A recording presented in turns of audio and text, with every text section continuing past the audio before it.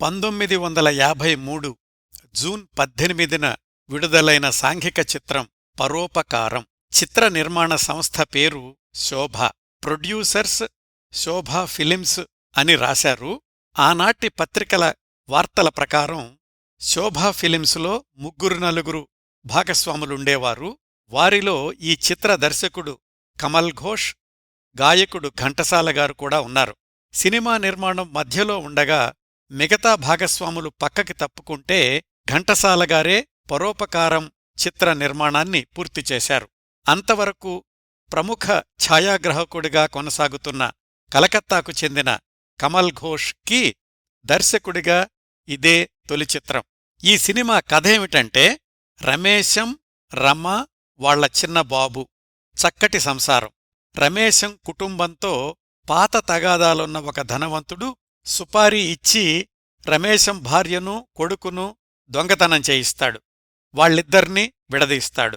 తన తప్పు తెలుసుకున్న దొంగల నాయకుడు ఆ కొడుకును వెతికి పట్టుకుని అనాథ శరణాలయంలో చేర్పిస్తాడు.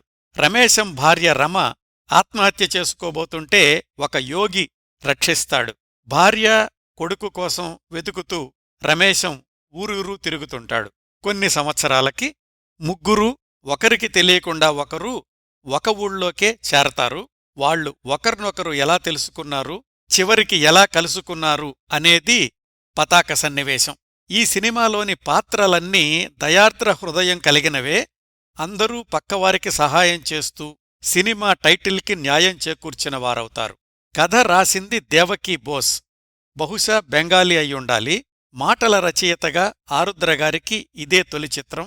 పాటలు కూడా అన్నీ ఆయనే రాశారు. సంగీతం ఘంటసాలగారే. ఈ చిత్రంలోని తారాగణం Mukkamala, CSR, Ramasharma, R Nageswararao, Relangi, G Varalakshmi, Savitri మొదలైనవారు. ఈ సినిమాని అదే పేరుతో సమాంతరంగా తమిళంలో కూడా నిర్మించారు. 2 భాషల్లోనూ పరోపకారం చిత్రం ఘోర పరాజయం పాలై నిర్మాత ఘంటసాలగారిని ఆర్థిక ఇబ్బందుల్లోకి నెట్టింది.